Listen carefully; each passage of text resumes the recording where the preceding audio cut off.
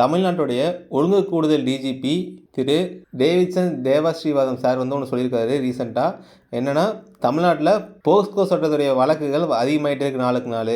அதனால் ஸ்டேஷனில் இருக்க பெண்கள் எல்லாம், மகளிர் காவலர்கள் எல்லாமே ஸ்டேஷனில் இருக்கணும், வெளியே எங்கேயும் கூடுதலாக அவங்களுக்கு அனுப்பக்கூடாதுன்னு அவர் சொல்லியிருக்காரு ரீசெண்டாக. சரி, அப்படி தமிழ்நாட்டில் நிறைய பாலியல் அதிகமாகிடுச்சான்னு கேட்டால் ஆமாம். இதை பற்றின அதிமுகவும் ஒரு ரிப்போர்ட் எழுதிட்டுருந்தாங்க. அதிமுக வந்து என்ன சொல்லியிருந்தாங்கன்னா, லாஸ்ட் 36 மணி நேரத்துலாம் 18 கேசஸ் அப்ளை ஆயிருக்குன்னு சொல்லி அவங்க ஒரு லிஸ்ட்டை வெளியிட்டிருக்காங்க. இது வந்து பாலியல் கேசஸ்ன்னு சொல்லி எல்லாம் கலந்து ஒரு 18 லிஸ்ட்டை போட்டு அவங்க அதிமுக ஐடிவிங்க வந்து ட்விட்டரில் போஸ்ட் பண்ணியிருக்காங்க. ஸோ இப்போ ரீசெண்டாக நிறைய பாலியல் சம்மந்தப்பட்ட கேஸுகளும் பாலியல் சம்மந்தப்பட்ட நியூஸுகளும் வந்துட்டுருக்கு. ஸோ இந்த வீடியோவில் அது என்னென்ன வந்திருக்குன்றது சொல்கிறேன். இது வந்து கொஞ்சம் பழைய நியூஸும் சேர்ந்து தான் வரும். ஏன்னா அதுவுமே நடந்திருக்கு, ஆனால் அதுக்கான தீர்வுமே என்ன கிடைக்கல. ஃபஸ்ட்டுனா அண்ணா யூனிவர்சிட்டி கேஸ் எல்லாத்துக்கும் தெரியும். அதோடைய தீர்ப்பு இன்னும் வரல. அது அண்ணா யூனிவர்சிட்டி கேஸ் அப்போ நிறைய கட்சிங்க போராட்டம் பண்ணாங்க. ஆனால் இப்போ அதை பற்றி எதுவும் சரி பெருசாக பேசுறது இல்லை. அது யார் அந்த சார்ன்றதும் பெருசாக கேட்குறது இல்லை யாரும். அதோட ரிப்போர்ட்டுமே அதிகமாக வெளியே வரல. அடுத்து ஈசிஆர் கேஸ் எல்லாத்துக்கும் தெரியும். ஈசிஆர் கேஸுமே அப்போ பெருசாக பேசினாங்க. ஆனால் அதுக்கப்புறம் அதை பற்றின எந்த ஒரு இன்ஃபர்மேஷனும் வெளியே வரதில்லை ஈசிஆர் கேஸ்லையும். இன்னொன்று பார்த்தீங்கன்னா, இப்போ ரீசெண்டாக கிளாம்பாக்கத்தில் ஆட்டோவில் போயிருக்காங்க. ஆட்டோவில் போகிறப்ப 3 பேர் சேர்ந்து அந்த பொண்ணை பாலியல் வன்புணர்வு செஞ்சதாக சொல்லி 3 பேர் அரெஸ்ட் பண்ணியிருக்காங்க. அது ஒரு ஆட்டோ டிரைவர் அண்ணாவும் வந்திருக்காரு. அடுத்து கிளாம்பாக்கத்தில் மட்டும்தான் பார்த்தீங்கன்னா ட்ரெயின்லையுமே ஒரு கேஸ் நடந்திருக்கு. ட்ரெயினில் பார்த்தீங்கன்னா 36 வயசு கர்ப்பிணி பெண்ணை பாலியல் வன்புணர்வு செஞ்சதாக சொல்லி ஒருத்தவங்க அரெஸ்ட் பண்ணியிருக்காங்க. அவங்க அந்த பாதிக்கப்பட்ட பெண்ணுக்கு வந்து 3 லட்ச ரூபா நிதியுதவி செய்கிறதா சொல்லி ஸ்டேட் கவர்மெண்ட் அறிவிச்சிருக்காங்க. சரி, அவங்க வந்து பாதிக்கப்பட்டாங்க இல்லையா, அங்கேருந்து தள்ளிவிடப்பட்டு கீழே விழுந்திருக்காங்க. அவங்க கீழே வந்தவங்கள கவர்மெண்ட் ஹாஸ்பிட்டல் எடுத்துகிட்டு போயிட்டு கவர்மெண்ட் ஹாஸ்பிட்டலில் ப்ராப்பராக அதுக்கான சிகிச்சை இல்லாதனால கவர்மெண்ட் ஹாஸ்பிட்டலேருந்து ப்ரைவேட் ஹாஸ்பிட்டலுக்கு மாற்றிருக்காங்க. கவர்மெண்ட் ஹாஸ்பிட்டலில் அதுக்கான ஃபெசிலிட்டிஸ் இல்லைன்றது தான் அவங்க சொல்கிறாங்க. சரியா, இன்னொரு கேஸ் என்னென்னு பார்த்தீங்கன்னா, கிருஷ்ணகிரியில் 13 வயசு ஒரு ஸ்கூல் படிக்கிற பொண்ணை 3 டீச்சர்ஸ் சேர்ந்து பாலியல் வன்புணர்வு செஞ்சதாக சொல்லி அவங்க அரெஸ்ட் பண்ணியிருக்காங்க. கிருஷ்ணகிரியில் இந்த ஒரு இஷ்யூ. அடுத்து எங்கன்னா பொள்ளாச்சி ஆல்ரெடி பெரிய இஷ்யூ போயிருக்குன்னு தெரியும். 2015 அந்த டைமில் போயிருக்கு. இப்போ மறுபடியும் பொள்ளாச்சியில் இன்னொரு டீனேஜ் பொண்ணை பாலியல் வன்புணர்வு செஞ்சதாக சொல்லி 2 நாளைக்கு முன்னாடி இன்னொரு கேஸ் ஒன்று ஃபைல் ஆயிருக்கு. அடுத்து திருச்சியில் பார்த்தீங்கன்னா 9 வயசு பொண்ணு பாலியல் வன்புணர்வு செஞ்சதாக சொல்லி 4 பேர் அரெஸ்ட் பண்ணியிருக்காங்க. அந்த 4 பேர் ஆசிரியர். அந்த 4 பேரில் ஒரு லேடிஸும் இருந்திருக்காங்க. ஒரு லேடிஸ் சம்மந்தப்பட்டிருக்காங்கன்னு சொல்லி கேஸு ஃபைல் பண்ணியிருக்காங்க.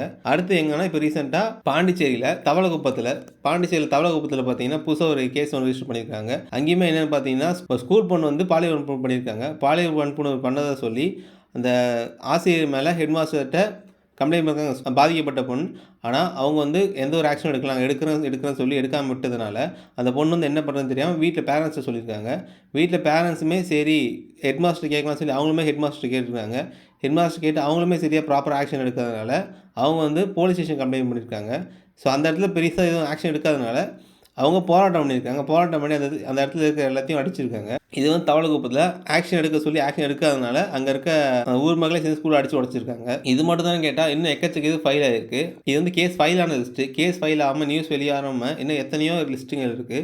அது யாருக்குமே அதை பற்றின எந்த ஒரு இதுவுமே வெளியே வரல. இப்போ ரீசெண்டாக ஒரு கேரளா ஒரு இஷ்யூ போச்சு. 13 வயசுலேருந்து 18 வயசு வரைக்கும் ஒரு பொண்ணு 5 வருஷமாக கிட்டத்தட்ட 90 பேர் பக்கம் பாலியல் வன்புணர்வு சொன்னதாக சொல்லி அந்த பொண்ணு கம்ப்ளைண்ட் பண்ணியிருக்கு. அது எப்படி தெரிய வந்ததுன்னு பார்த்தீங்கன்னா, கேரளாவில் ஒரு கமிட்டி இருக்குது. அந்த கமிட்டி வந்து எல்லா கேர்ள்ஸ்கிட்டையும் போயிட்டு ஒரு ஸ்கூலாக போயிட்டு அவங்களுக்கு எதனா பிரச்சனை இருக்கா, பாலியல் வன்புணர்வு சம்மந்தமாக எதனா பிரச்சனை இருக்கா, அந்த கமிட்டி வந்து எல்லாத்தையும் கேட்பாங்க.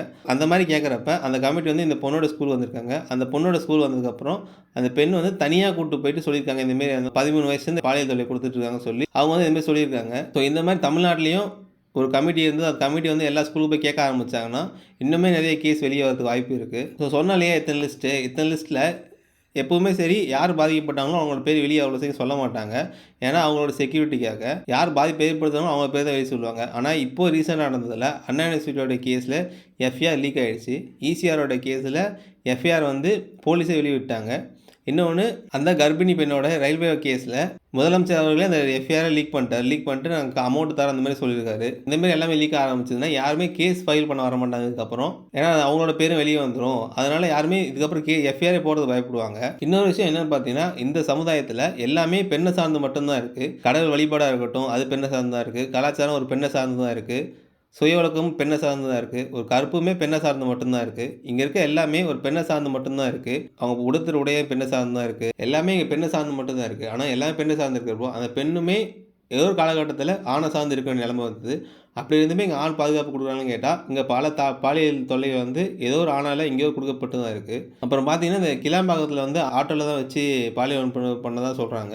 ஆட்டோ டிரைவர்லாம் ஒரு டைம் போராட்டம் பண்ணாங்க கொஞ்ச நாளைக்கு முன்னாடி. எப்போனா ரேப்பிடோ பேன் பண்ணணும், ரேப்பிடோ ஓட்டுறதுனால பெண்களுக்கு பாதுகாப்பு இல்லை அப்படின்னு சொல்லி அவங்க வந்து போராடினது தப்பு கிடையாது.